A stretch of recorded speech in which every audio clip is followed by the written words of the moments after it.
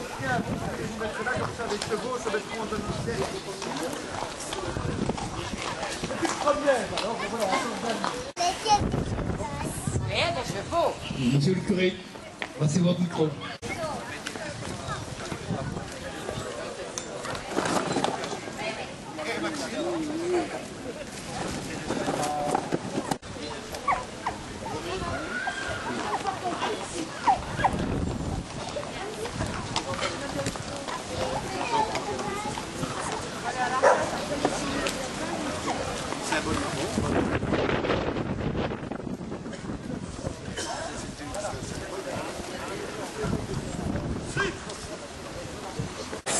À la demande d'une personne, vous voyez qu'une personne peut improviser à la bonne franquette, comme on dit. L'an prochain, on fera mieux. Et je vous propose déjà une date, figurez-vous. J'ai gardé mon agenda. Le dimanche le plus proche du 3 novembre, c'est le 6. Alors on ferait ça vers 11h30, comme aujourd'hui, à l'heure de l'apéro, le 6 novembre. Mais ça vous dire... C'est un jeune noble, un païen originaire des Ardennes et passionné de la chasse. Un jour qu'il poursuivait un cerf dans la forêt, c'est un vendredi saint, il vit la croix du Christ étinceler entre les bois de l'animal et se convertit aussitôt. Le même miracle a été rapporté dans la vie du saint Eustache. Devenu plus tard évêque de Maastricht, il acquit une réputation de sainteté d'autant plus grande qu'il avait le pouvoir de guérir de la rage par l'imposition de son étole. Il transféra son siège épiscopal à Liège et fut rappelé à Dieu dans cette ville en 726, après avoir converti la Belgique orientale. Il avait acquis l'affection de tout son peuple en aidant les malheureux et surtout en améliorant le sort des prisonniers. Saint Hubert est vénéré comme le patron des chasseurs de beaucoup d'entre nous et nous ouvre en quelque sorte à la découverte de la vie que Monsieur le curé, maintenant, va prononcer une prière de bénédiction sur les animaux qui vous accompagnent. En inversant les lettres, nous trouvons le mot bien. Les animaux, les amis, les animaux, les dans la vie. Je vous propose tout d'abord d'entendre un passage de la Bible. Et tous les oiseaux du ciel, il les amena vers l'homme pour voir quel nom il leur donnerait. Que je vais bénir ces pains de la Saint-Hubert, les animaux en général, et puis je passerai près de vous, s'ils sont sympathiques. Prions donc le Seigneur.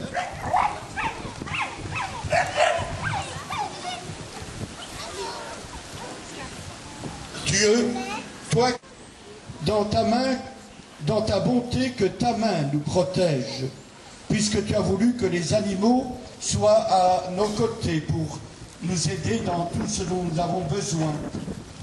Permets que nous trouvions ainsi les secours suffisants pour que nous désirions avec plus de confiance les animaux. Et aujourd'hui, en les bénissant, eh bien, je rappelle cette bénédiction que vous avez d'avoir vos amis. Je les bénis au nom du Père et du Fils et du Saint-Esprit. Amen. Et que ces pains qui vont leur être donnés sont aussi un petit signe de ta bonté, toi qui veux que l'homme soit heureux.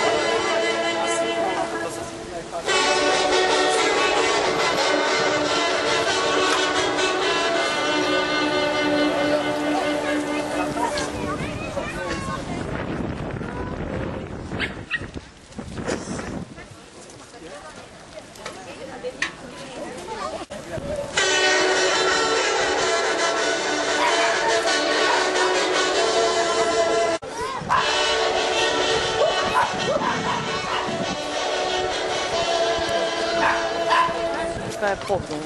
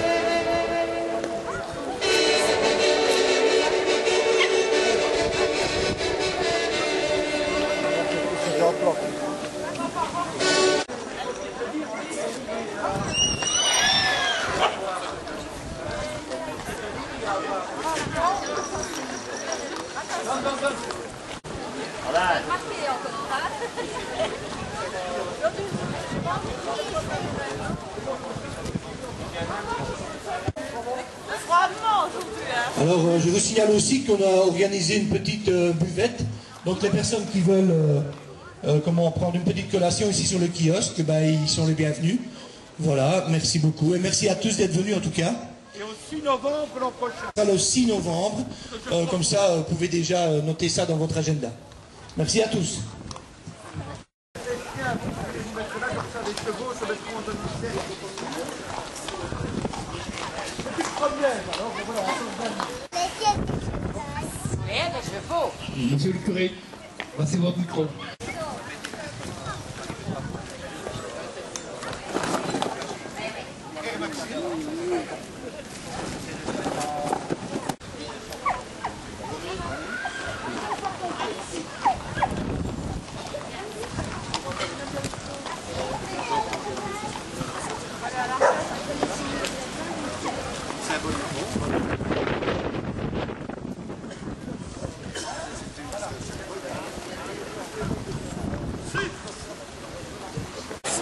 À la demande d'une personne, vous voyez qu'une personne peut improviser à la bonne franquette, comme on dit.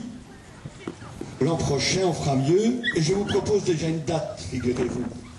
J'ai gardé mon agenda. Le dimanche le plus proche du 3 novembre, c'est le 6. Alors on ferait ça vers 11h30, comme aujourd'hui, à l'heure de l'apéro, le 6 novembre. Mais ça vous... C'est un jeune noble, un païen originaire des Ardennes et passionné de la chasse. Un jour qu'il poursuivait un cerf dans la forêt, c'est un vendredi saint, il vit la croix du Christ étinceler entre les bois de l'animal et se convertit aussitôt. Le même miracle a été rapporté dans la vie du saint Eustache. Devenu plus tard évêque de Maastricht, il acquit une réputation de sainteté d'autant plus grande qu'il avait le pouvoir de guérir de la rage par l'imposition de son étole. Il transféra son siège épiscopal à Liège et fut rappelé à Dieu dans cette ville en 725, après avoir converti la Belgique orientale. Il avait acquis l'affection de tout son peuple en aidant les malheureux et surtout en améliorant le sort des prisonniers. Saint Hubert est vénéré comme le patron des chasseurs de beaucoup d'entre nous et nous ouvre en quelque sorte à la découverte de la vie que Monsieur le curé, maintenant, va prononcer une prière de bénédiction sur les animaux qui vous accompagnent. En inversant les lettres, nous trouvons le mot bien. Les animaux, les amis, les animaux, les dans la vie. Je vous propose tout d'abord d'entendre un passage de la Bible. Et